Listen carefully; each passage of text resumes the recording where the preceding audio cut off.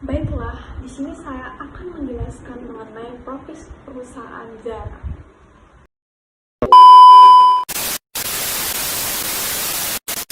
On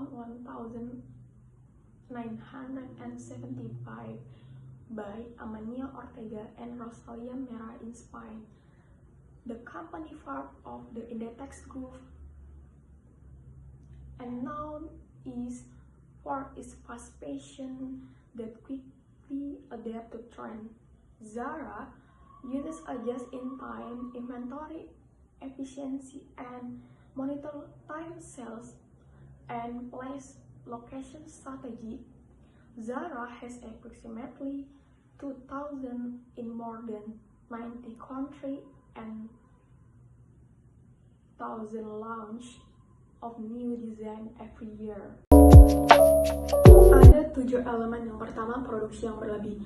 Zara dalam menerapkan sistem JIT-nya, Zara itu memproduksi produknya itu skala kecil-kecilan dan sering mengganti desainnya. Artinya di sini tuh Zara hanya membuat produknya itu sesuai dengan permintaan pasar. Jadi dari sini Zara dapat mengurangi produk yang berlebih dan stok yang menumpuk. Yang kedua, menunggu. Dalam mengurangi waktu tunggu, Zara membuat data penjualan itu secara real time. Nah, dari sini tuh Zara melihat apakah produk tersebut dibuat ulang atau tidak. Dan ada dari sini juga kelihatan ada waktu yang terbuang untuk memberikan informasi secara cepat dan terintegrasi. Yang ketiga, transportasi. Untuk mengurangi waktu transportasi itu, Zara menempatkan produksinya itu dekat dengan lokasi produk. Pusat distribusinya itu terdekat dengan pasar utama seperti Portugal, Turki, Spanyol. Nah, dari situ kelihatan Zara itu dapat meminimalisir waktu pengiriman barang, biaya transportasi, dan bisa membuat produk tersebut lebih cepat sampai ke tangan konsumen. Yang keempat, over processing. Jadi Zara di sini nggak mau ribet, dia menyederhanakan proses desainnya itu sampai ke distribusi. Zara hanya fokus sama apa yang mereka butuhin sampai ke toko. Yang kelima, ada namanya inventory. Jadi Zara itu membuat persediaan itu seminimal mungkin. Zara itu membuat persediaan sesuai dengan permintaan konsumen. Jadi di sini Zara nggak menumpuk stok. Jadi kalau misalnya barangnya nggak laku, mereka langsung buat desain baru. Yang keenam, motion. Alur gudang dan toko itu ditata ulang dengan bagus biar gampang untuk dijangkau dan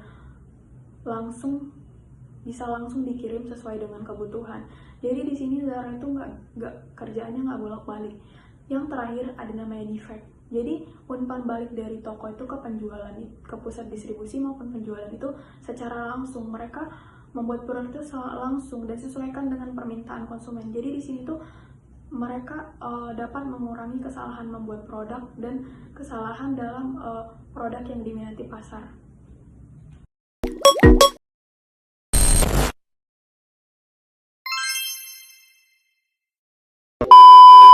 Ini ada dampak positif. Yang pertama, stok tidak menumpuk.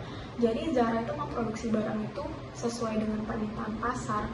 Jadi persediaan mereka tuh sedikit dan biaya penyimpanan mereka tuh bisa ditekan. Yang kedua, sesuai dengan tren. Jadi Zara itu bisa buat desain baru itu dalam waktu mingguan.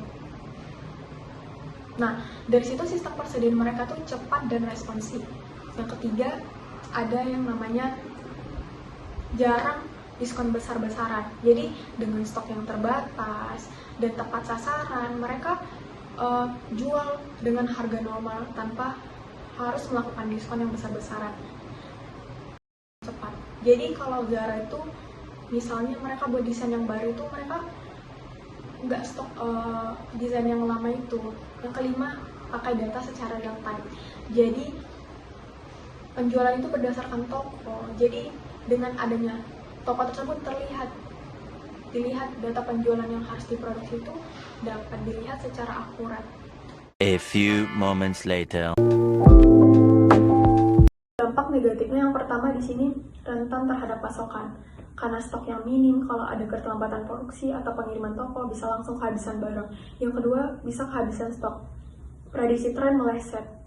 Zara bisa kehilangan produk yang lagi diminati pasarnya. Yang ketiga, terlalu bergantung kepada supplier. Kalau misalnya suppliernya telat atau bermasalah dan berdampak langsung pada penjualan toko. Keempat, tren yang bisa terlewat. Tren yang tiba-tiba viral, kadang Zara itu susah mengikuti tren yang diminati yang ada di pasar. Yang kelima, sistem yang sulit dikelola. JIT itu harus koordinasi dengan data, logistik, dan SDM yang lebih kompleks. A few moments later. Resiko. Di sini Zara pakai sistem JIT karena lebih efisien dan mengikuti tren. Jadi Zara di sini kalau misalnya ada permintaan mendadak, jadi barang itu cepat habis dan penjualannya itu langsung hilang. Zara sangat bergantung pada proses pengiriman dan data penjualan. Kalau misalnya ada keterlambatan pengiriman atau gangguan logistik itu bisa terganggu langsung ke penjualan dan ke tokonya sendiri.